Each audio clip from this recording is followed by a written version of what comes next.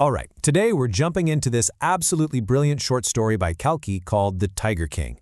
Now, this is a tale where you've got this royal obsession, some truly ridiculous schemes, and a prophecy that all crash together in one of the most ironic, jaw-dropping twists you will ever read.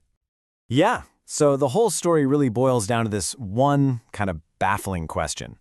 You have this incredibly powerful king, a Maharaja, who basically declares war on destiny itself. His mission?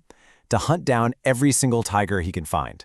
But, as we're about to see, fate has a pretty dark sense of humor. Okay, so let's just get this out of the way right from the start. Spoiler alert, I guess. The story tells us up front, the Tiger King is dead. So the real mystery here isn't if he dies, but the absolutely wild, unbelievable story of how it all goes down.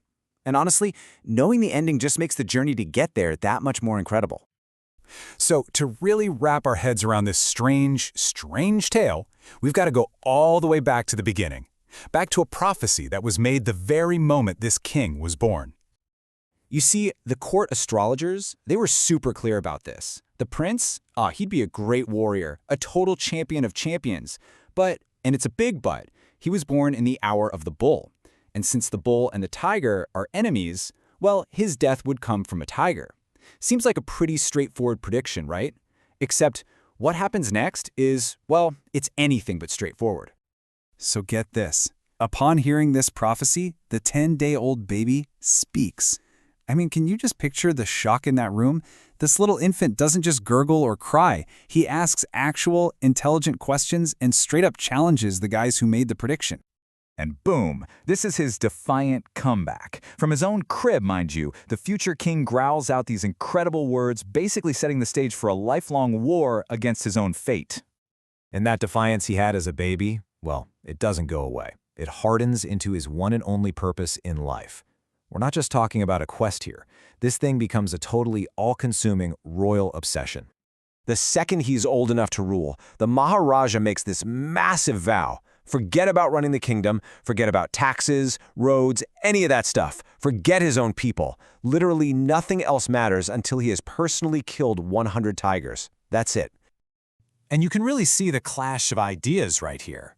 On one side, you have the king, who is just so incredibly confident, you could even say arrogant. He truly believes he can just bend reality to his will.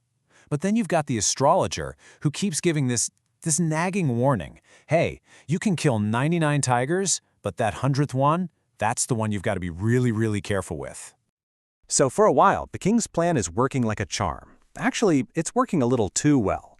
In just 10 years, he manages to kill 70 tigers. He's so good at it that he ends up creating a whole new problem for himself. He's made the tigers in his own kingdom extinct. His grand mission comes to a screeching halt. But a king who's this determined to cheat death isn't going to let a little thing like local extinction stop him. Oh no. He comes up with a new plan. He's going to get married. But not just to any princess. He'll only marry a princess from a kingdom that has a ton of tigers. And you know what? It works. Every time he goes to visit his father-in-law, he bags a few more, until his grand total hits that all-important number, 99.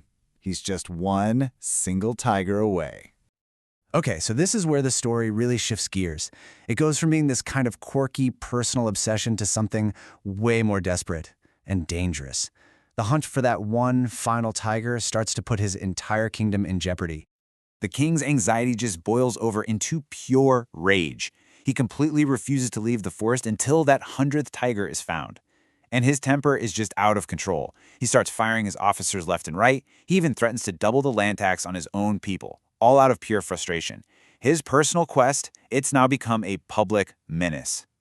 So his poor, long-suffering minister, the Diwan, is terrified that the whole kingdom is about to collapse, so he cooks up this secret and, frankly, ridiculous plan. I mean, this is where it just becomes a total farce. They find an old, worn-out tiger from a zoo in Madras, and they literally have to drag this unwilling animal into the forest, just hoping the king will find it and finally put an end to all this madness.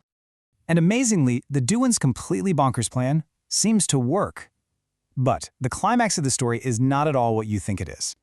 This is where we get one of the most fantastic and ironic twists you'll probably ever come across. So the old tiger just kind of wanders into the king's line of sight.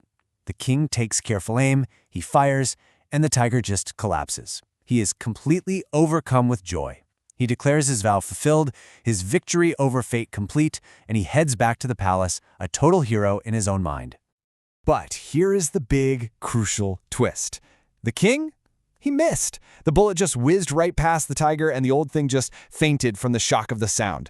So the hunters who are with him, terrified that they're going to lose their jobs if the king finds out, they realize they have no choice. They secretly shoot the tiger themselves and just pretend it was the king's kill. The irony here is just, wow. The Tiger King never, ever actually killed that 100th tiger. So the king believes he's finally safe. He thinks he's invincible. And for the first time in years, he actually turns his attention back to his family. It's his son's 3rd birthday, and he's looking for the perfect gift. He ends up finding what he thinks is this charming little wooden tiger in a local toy shop. But this wasn't some beautifully made, high-quality toy. Not at all. The story is very clear. It was carved by an unskilled carpenter. Its surface was rough, and it was covered in these tiny, sharp slivers of wood, almost like quills. And while he's playing with his son, one of those little slivers gets him right in the hand. He just pulls it out, thinks absolutely nothing of it, and keeps on playing. But the next day, an infection starts. And within 4 days, that infection has spread all the way up his arm. So, 3 famous surgeons are rushed in from Madras. They huddle up, they operate, and then they walk out of the operating room to deliver the final, most devastatingly ironic line in the whole story. They say, "The operation was successful. The Maharaja is dead." The prophecy came true after all. The 100th tiger, a cheap little wooden toy, got its revenge. So what is the point of this completely wild, absurd, and ultimately tragic story? Well, let's break down the really sharp satire that the author, Kalki, was going for here.